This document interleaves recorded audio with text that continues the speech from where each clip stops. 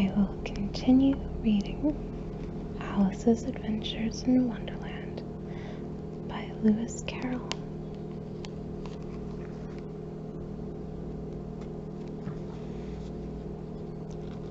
Chapter 3. A Caucus Race and a Long Tail. They were indeed a queer-looking party that assembled on the bank. The birds with draggled feathers, the animals with their fur clinging close to them, and all dripping wet, cross, and uncomfortable. The first question, of course, was how to get dry again. They had a consultation about this, and after a few minutes, it seemed quite natural to Alice to find herself talking familiarly with them, as if she'd known them all her life.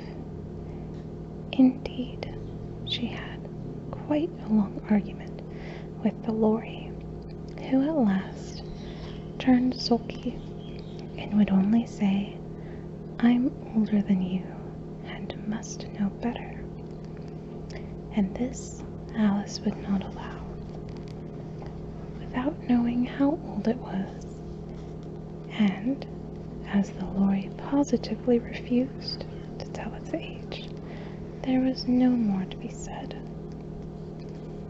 At last, the mouse, who seemed to be a person of some authority among them, called out, "Sit down, all of you, and listen to me. I'll soon make you dry enough." They all sat down at once in a large ring,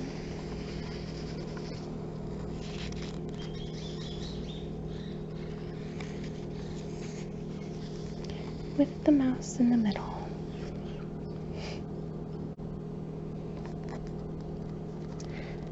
Alice kept her eyes anxiously fixed on it, for she felt sure she would catch a bad cold if she did not get dry very soon. "Ahem," said the mouse with an important air. "Are you all ready? This is the driest thing I know. Silence all round, if you please. William the Conqueror, whose cause was favored by the Pope, was soon submitted to by the English, who wanted leaders, and had been of late much accustomed to usurpation and conquest. Edwin and Morcar, the Earls of Mercia and Northumbria." "Ugh," said the Lorry with a shiver. "I beg your pardon," said the mouse, frowning, but very politely. "Did you speak?" "Not I," said the Lorry hastily. "I thought you did," said the mouse. "I proceed. Edwin and Morcar, the Earls of Mercia and Northumbria, declared for him, and even Stigand, the patriotic Archbishop of Canterbury, found it advisable." "Found what?" said the duck. "Found it," the mouse replied rather crossly. "Of course you know what it means." "I know what it means well enough. When I find a thing," said the duck, "it's generally a frog or worm. The question is, what did the Archbishop find?" The mouse did not notice this question, but hurriedly went on. "Found it advisable to go with Edgar Atheling to meet William and to offer him the crown. William's conduct at first was moderate, but the insolence of his Normans— How are you getting on now, my dear?" it continued, turning to Alice as it spoke. "As wet as ever," said Alice in a melancholy tone. "It doesn't seem to be dry to me at all." "In that case," said the dodo solemnly, rising to its feet, "I move the meeting adjourn, for the immediate adoption of more energetic remedies. "Speak English," said the eaglet. "I don't know the meaning of half those long words, and what's more, I don't believe you do either." And the eaglet bent down its head to hide a smile. Some of the other birds tittered audibly. "What I was going to say," said the dodo in an offended tone, "was that the best thing to get us dry would be a caucus race." "What is a caucus race?" said Alice. Not that she much wanted to know. But the dodo had paused, as if it thought that somebody ought to speak, and no one else seemed inclined to say anything. "Why," said the dodo, "the best way to explain it is to do it. And you might like to try the thing yourself some winter day. I will tell you how the dodo managed it. First, it marked out a race course in a sort of circle. The exact shape doesn't matter, it said. And then all the party were placed along the course, here and there. There was no 1, 2, 3, and away.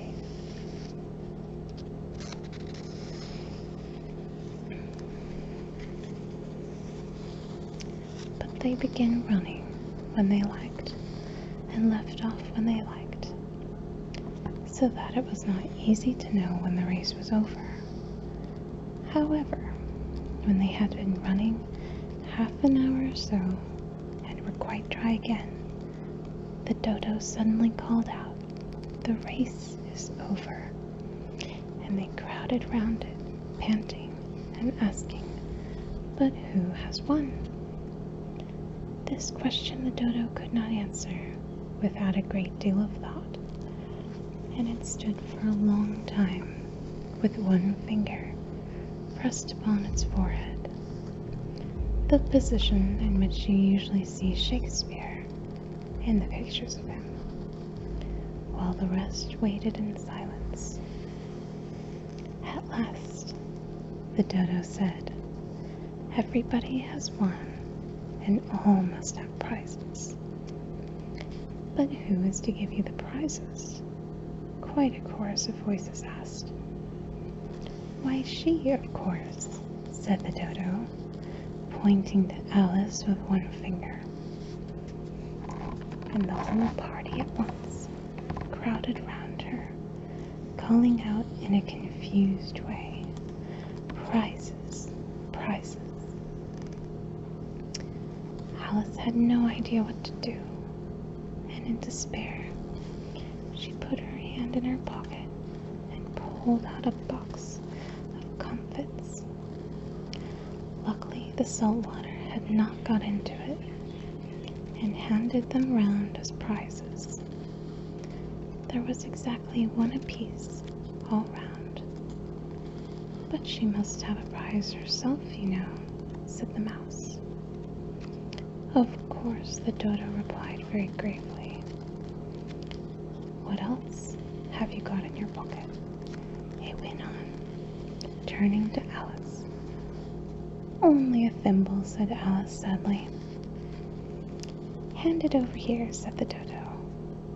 Then they all crowded round her once more, while the dodo solemnly presented the thimble, saying, "We beg your acceptance of this elegant thimble."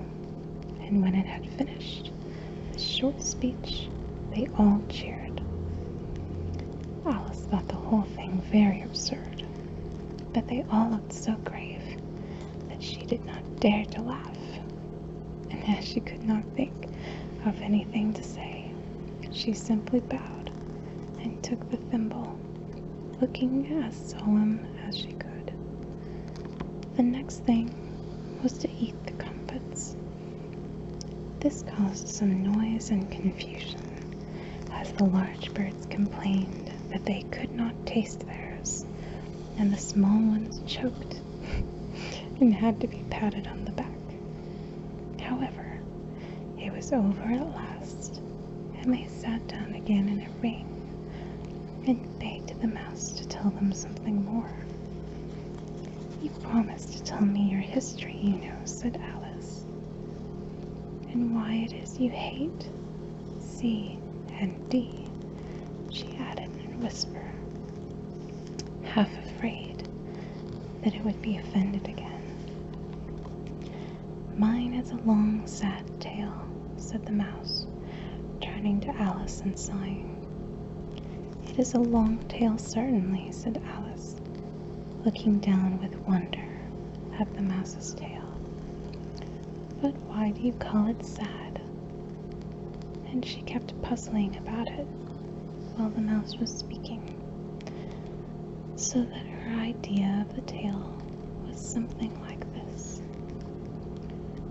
Furry said to a mouse that he met in the house, "Let's us both go to law. I will prosecute you. Come, I'll take no denial. We must have the trial, for really this morning I've nothing to do." Said the mouse to the cur, "Such a trial, dear sir, with no jury or judge, would be wasting our breath. I'll be judge, I'll be jury," said cunning old Furry. "I'll try the whole cause and condemn you to death." "You are not attending," said the mouse to Alice severely. "What are you thinking of?" "I beg your pardon," said Alice very humbly. "You had gotten to the 5th bend, I think." "I had not," cried the mouse sharply and very angrily. "A knot," said Alice, always ready to make herself useful, and looking anxiously about her. "Oh, do let me help to undo it."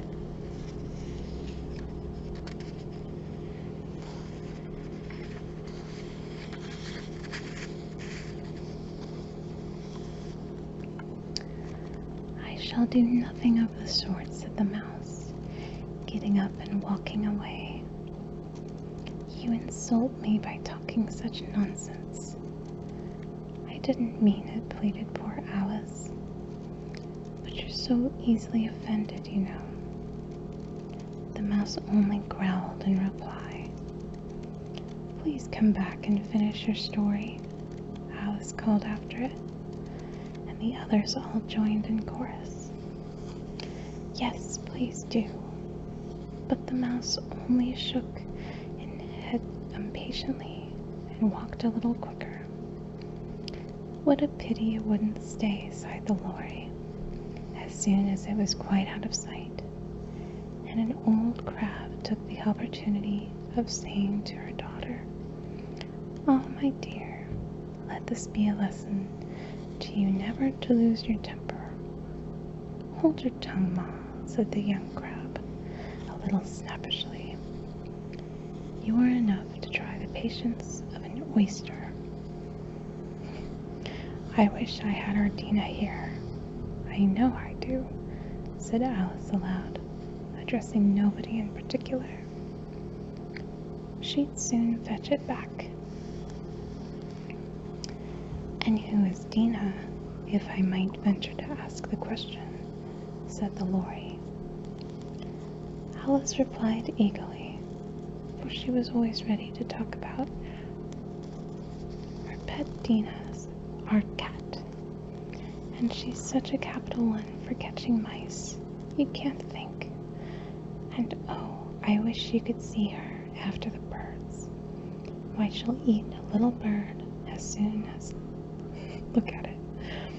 This speech caused a remarkable sensation among the party. Some of the birds hurried off at once. One old magpie began wrapping itself up very carefully, remarking, "I really must be getting home. The night air doesn't suit my throat." And a canary called out in a trembling voice to its children, "Come away, my dears. It's high time you were all in bed." Oh, various pretexts. They all moved off, and Alice was soon left alone. I wish I hadn't mentioned Dina, she said to herself in a melancholy tone. Nobody seems to like her down here, and I'm sure she's the best cat in the world. Oh, my dear Dina, I wonder if I shall ever see you again.